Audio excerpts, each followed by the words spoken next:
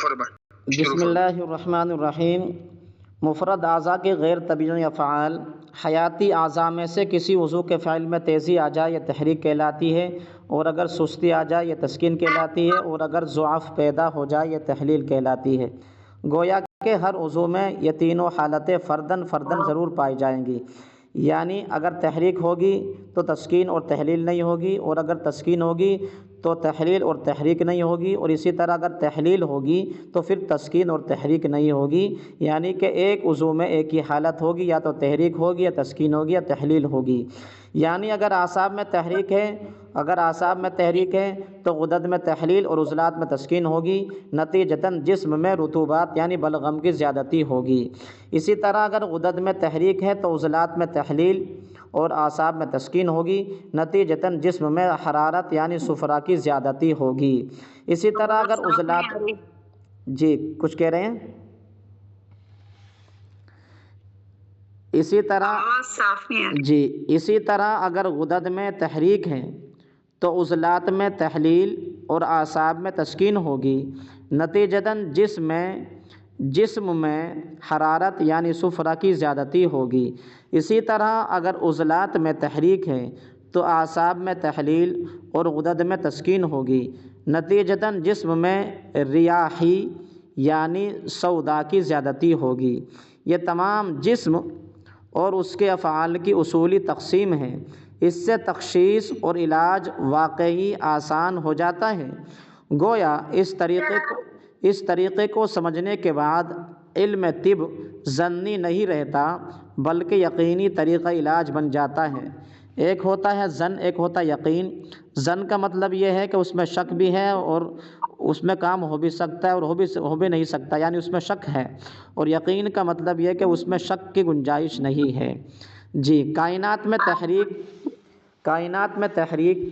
तहलील और तस्कीन की सूरतें। किसी जगह हवा चल रही है तो ये तहरीक है, और किसी जगह गर्मी, हब्स और बेचैनी है, ये तहलील है, और किसी जगह बारिश हो रही है तो ये तस्कीन है। जी, बारिश हो रही है तो ये तस्कीन है। जी, मालूम हुआ कि हवा की सिफत खुश्क है। हवा की सिफत क्या है? खुश्क है। गर्मी की सिफत आग की सिफत गर्म है। गर्मी की सिफत पिघलाना है, वो पिघला देती है। यानी कि मुतहर्रिक आज़ा को जाम यानी कि जब वो तहलील हो जाते हैं तो वो सुस्त यानी कि ज़ौफ़ पैदा हो जाता है। और किसी जगह बारिश हो रही है तो तस्कीन, यानी कि किसी जगह अगर बारिश हो रही है, अगर जिस्म के अंदर रुतूबात बढ़ गई तो फिर ये तस्कीन हो जाएगी। अगर कायनात में ये तीनों आमाल एतिदाल पर रहें तो कायनात में आराम और सुकून रहेगा, और अगर कायनात में ये तीनों सूरतें एतिदाल से हट जाएं तो इंसानी ज़िंदगी के लिए ख़तरनाक साबित होंगी। मसलन बारिश ज़रूरत के मुताबिक बरसे तो खुशी राहत है। बरसे तो खुशी और राहत होगी, और अगर यही बारिश बहुत ज़्यादा और हर वक्त होती रहे तो ज़िंदगी ख़तरे में पड़ जाएगी। इसी तरह अगर हवा एतिदाल पर चलती रहे तो हर शे अपने काम में मसरूफ़ और रवा दवा होगी, और अगर हवा बंद हो जाए तो हब्स और बेचैनी पैदा होगी, और आंधी और तूफ़ान की सूरत में हर शे की ज़िंदगी ख़तरे में पड़ जाएगी। इसी तरह अगर हरारत एतिदाल पर रहे तो तहलील का अमल दुरुस्त होगा, और अगर हरारत इंतहाई कम हो जाए तो ज़िंदगी की हर किस्म की नशोनुमा बंद हो जाती है, और अगर हरारत ज़्यादा हो जाए तो हर किस्म की ज़िंदगी में तहलील ज़्यादा होने की वजह से मौत वाक़े हो जाने का ख़तरा पैदा हो जाता है। कायनात का निज़ाम एतिदाल पर रखने के लिए कुदरत मज़कूरा अफ़आल एतिदाल पर रखती है।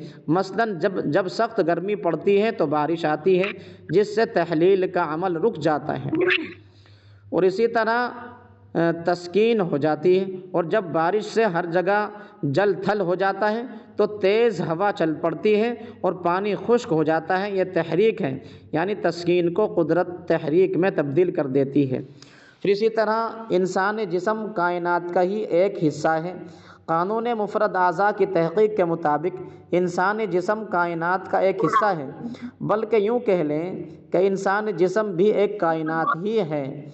इसलिए जिन कवानीन कुदरत के اس لیے کہ جو قوانین قدرت کے تحت کائنات کا نظام وہ اس لیے جن قوانین قدرت کے تحت کائنات کا نظام چلتا ہے، انہی قوانین کے تحت انسانی جسم کا نظام بھی چلتا ہے، اور انسانی جسم میں بھی تحریک، تحلیل، تسکین کی تینوں صورتیں وقوع پذیر ہوتی رہتی ہیں۔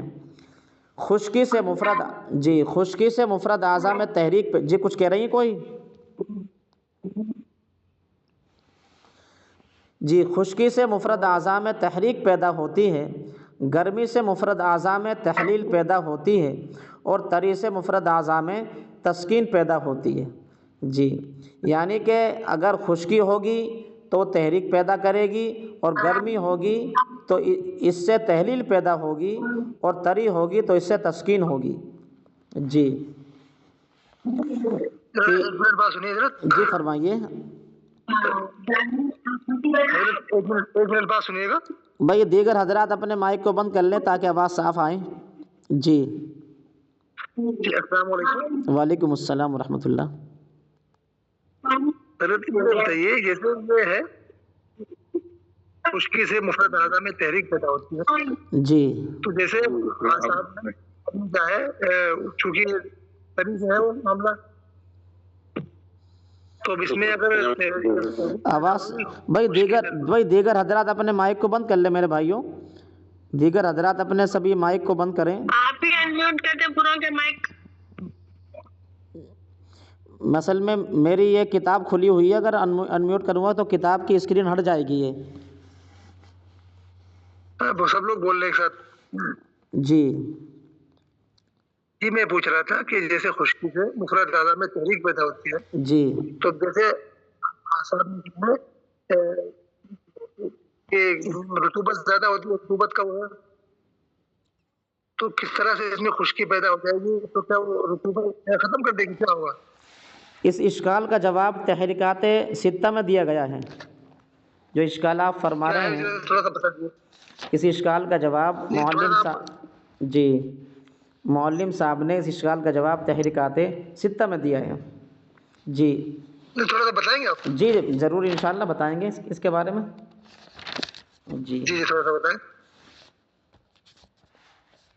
مجھے۔ مولانا مسلم صاحب یہ کیا اشکال کر رہے ہیں؟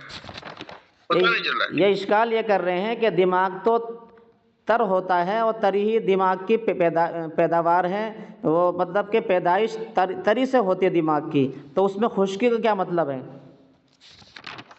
جی ہاں، اس طرح سے مطلب وہ خشکی کیا اثر کرے گی، اس میں کیا اس کا رطوبت ختم ہو جائے گی، وہاں سے کیا ہوگا؟ جی اصل میں معلم صاحب نے اس کا جواب یہ دیا تھا، جی جو کچھ میرے یاد ہے، کہ کوئی بھی کیفیت اکیلی نہیں پائی جاتی، جو بھی کیفیت ہوتی ہے وہ کسی کے ساتھ میں مل کر پائی جاتی ہے۔ جتنی بھی کیفیت، اچھا، تو یہاں پر جی جتنی بھی کیفیتیں ہیں وہ کسی کے ساتھ میں مل کے پائی جائے گی۔ جی اب اسے معلم صاحب نے یہ اسی لیے اسی وضاحت فرمائی تھی کہ آپ لوگ آگے نقشہ آ رہا ہے نا جی مسلم صاحب، جی یہ آگے نقشہ آ رہا ہے، اس میں اشکال ختم ہو جائے گا۔ یہ نقشہ ہے۔ اب ایک منٹ رکیے گا، جی اب ایک منٹ رکیے گا۔ اب جیسے یہ اعصابی عضلاتی ہے، اعصابی عضلاتی ہے، عضلاتی اعصابی ہے، عضلاتی غدی ہے، غدی عضلاتی، غدی اعصابی، اور اعصابی غدی۔ اب یہ 6 تحریکات ہیں۔ اب ان میں اعصابی عضلاتی کا مزاج تر اور سرد ہے، اور عضلاتی اعصابی کا مزاج خشک اور سرد ہے۔ اب آپ ان دونوں کو لے لیجئے، اوپر والی کو، یعنی کہ ایک تحریک مشینی ہے اور دوسری تحریک کیمیاوی ہے۔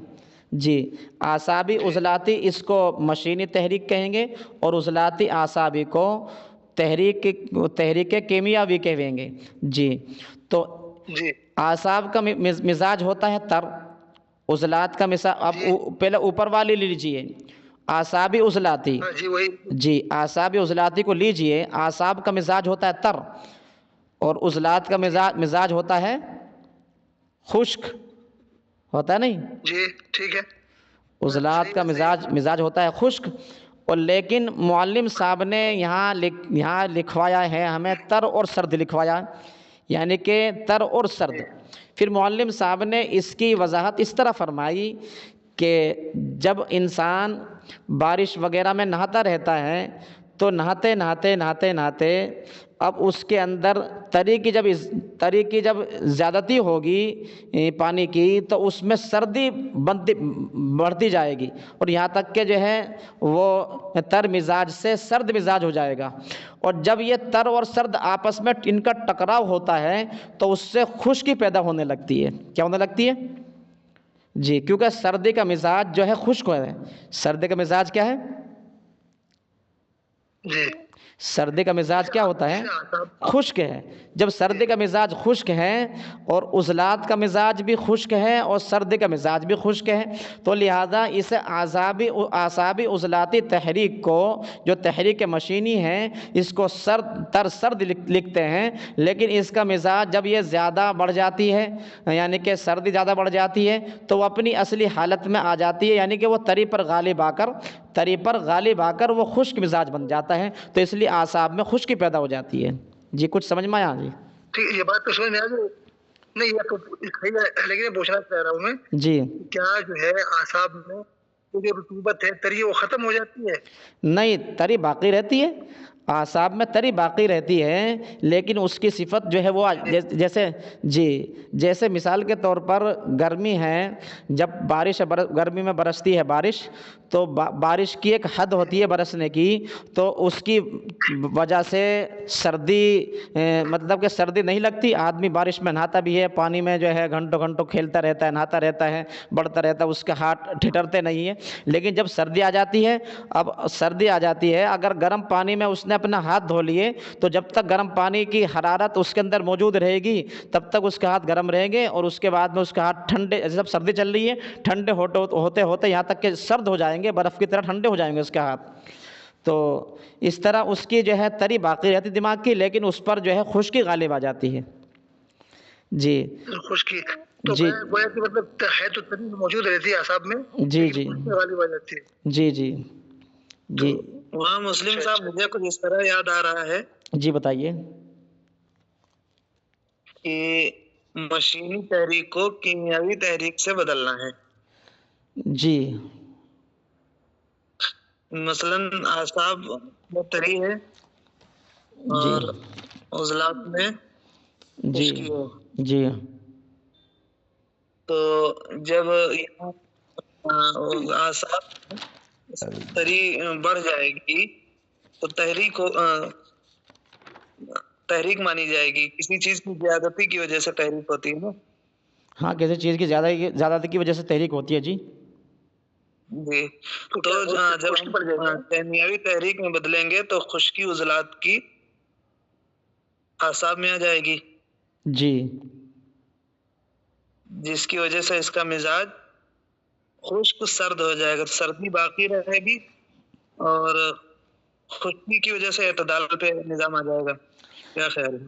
جی اب ایک منٹ سنیے گا، میں آپ کو جو ہے کتاب میں پڑھ کے سناتا ہوں معلم صاحب نے اس کی وضاحت کیا کی غالباً۔ جی نہیں نیچے آ رہا ہے مولانا مسلم صاحب، چلو ٹھیک ہے، تو چلو ٹھیک ہے، اسے چھوڑ دیجئے، یہ بحث انشاءاللہ آگے آ رہی ہے۔ جس دن معلم صاحب نہیں ہو کریں گے اس دن اپنا ہم مذاکرہ کر کے رہیں گے انشاءاللہ، اس میں وہ پکی ہو جائے گی، ہمارے ازبر ہو جائے گی۔ نقشے سے اور نقشے سے سب سمجھ میں آ جائے گا۔ جی آگے آ رہا ہے، جی آگے آ رہا ہے۔ جی توجہ سنیے، جی ٹائم زیادہ بھی ہو گیا ہے۔ جی چلیے خشکی سے مراد مفرد اعضاء میں خشکی سے مفرد اعضاء میں تحریک پیدا ہوتی ہے، گرمی سے مفرد اعضاء میں تحلیل پیدا ہوتی ہے، اور تری سے مفرد اعضاء میں تسکین پیدا ہوتی ہے۔ تینوں حیاتی مفرد اعضاء میں صرف 3 قسم کی خرابیاں پیدا ہوتی ہیں جو کہ تمام امراض و علامات کا باعث بنتی ہیں: تحریک، تحلیل، تسکین اور علاج کے بنیادی نکات۔ جس مفرد عضو میں تحریک یعنی خشکی ہوگی اس میں تحلیل یعنی گرمی پیدا کر دی جائے گی۔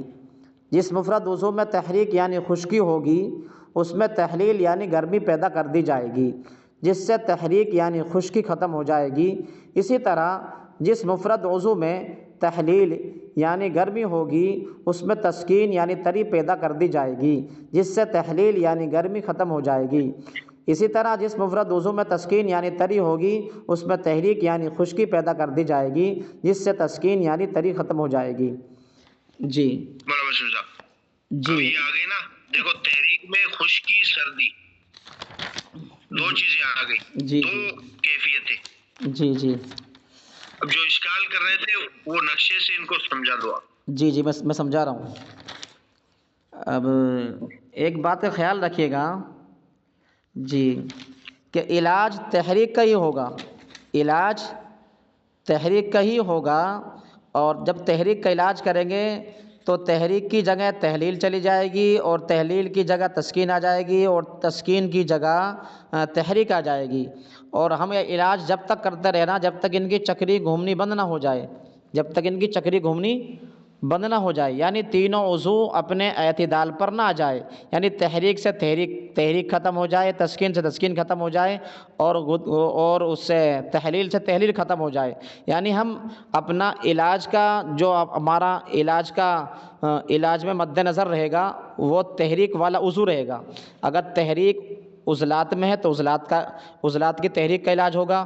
جو دوائیں عضلات کی تحریک کو ختم کرنے کے لیے دی جاتی ہیں وہ استعمال ہوں گی. اسی طرح اگر تحریک غدی نظام میں ہے تو پھر جو ہے غدی والی تحریک کو ختم کرنے والی دوائیں دی جائے گی، یعنی کہ گرم دوائیں دی جائیں گی اس کو، تاکہ وہ گھل جائے اور تحریک ختم ہو جائے. پھر اسی طریقے سے اعصاب میں اگر تحریک ہے تو وہاں سے گرم دوائیں دی جا کر وہاں سے تحلیل پیدا کی جائے گی تاکہ وہ اس کا نظام اپنی حالت پر آ جائے. اگر تحریک کا نظام کسی بھی جگہ اپنی اصلی حالت پر آ گیا تو انشاءاللہ سارا نظام پھر درست ہو جائے گا. لیکن اگر تحریک کا نظام جی، اگر تحریک اعصاب میں ہم نے تحریک کا علاج شروع کیا لیکن وہ تحریک اعصاب سے نکل کر گدی میں آ جائے یا عضلات میں آ جائے تو پھر اب ہم وہیں چلے جائیں گے. یعنی کہ اس مطمع نظر ہمارا تحریک رہے گا، وہ تحریک جدھر بھی گھومے ہمیں ادھر ہی علاج کے لیے گھومنا ہے اور دوڑنا ہے. اب تحریک ختم ہو گئی اگر تینوں اعضاء میں سے تو یہ سمجھیے تینوں اعضاء اپنی اصلی حالت پر اعتدال پر آ جائیں گے. بس یہ سمجھ لیجئے. اس میں یہ نقشے میں یہ وضاحت بتائی ہے معلم صاحب نے. جی، اعصابی تحریک، عضلاتی تسکین اور غدی تحلیل.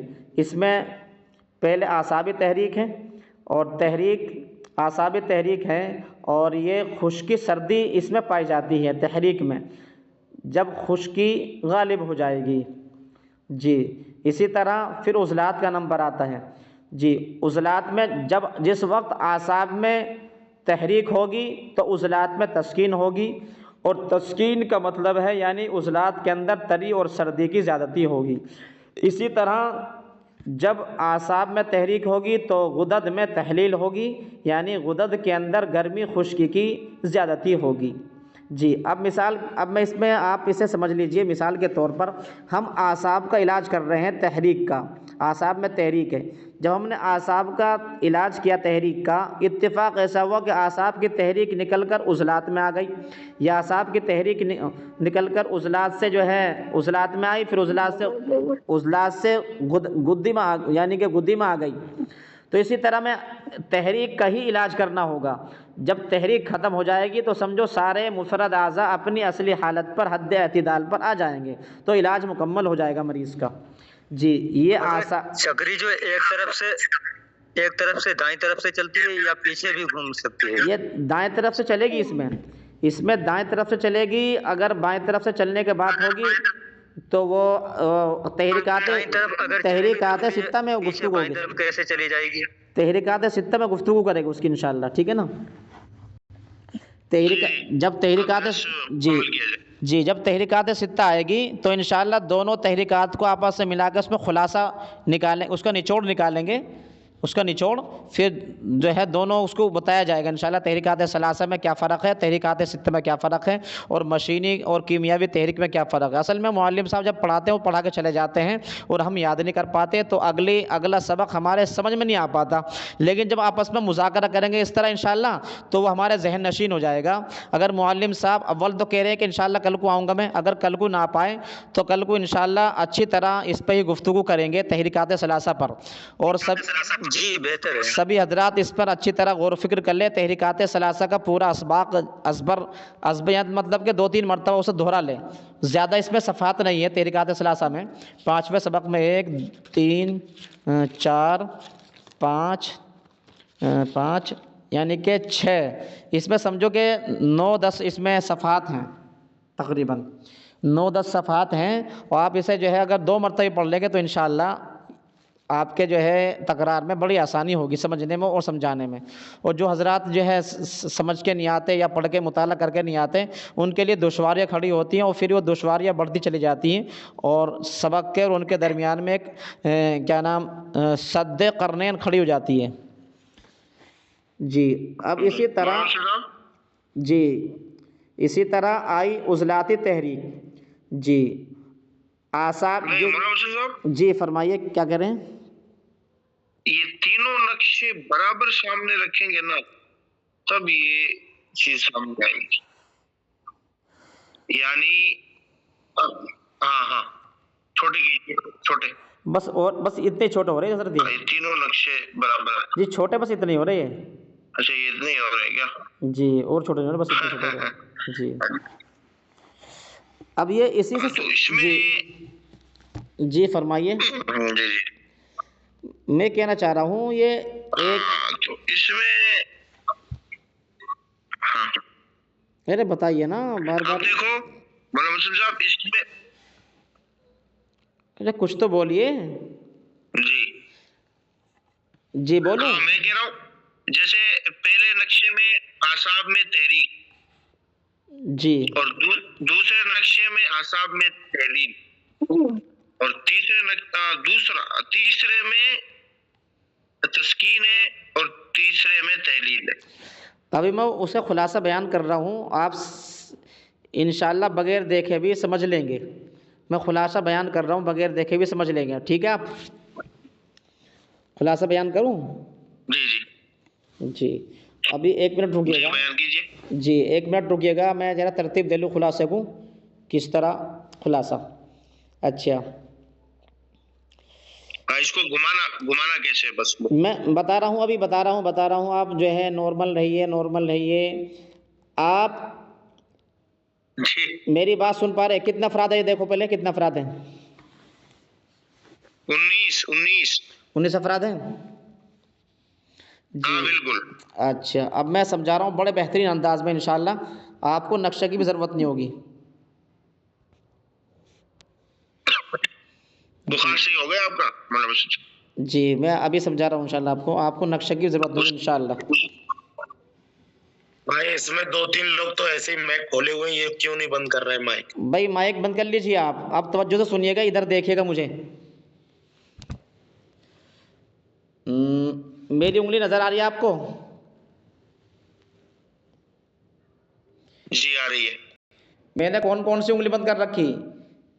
نیچے کی کن کی انگلی سے اوپر والی انگلی دونوں ہاتھ کی بند کر رکھی ہے، دونوں ہاتھ کی انگلی بند کرو آپ، اس طرح ایک ہاتھ کی انگلی بند کرو، انگوٹھا اور شہادت کی اور بیچ والی انگلی کھولو۔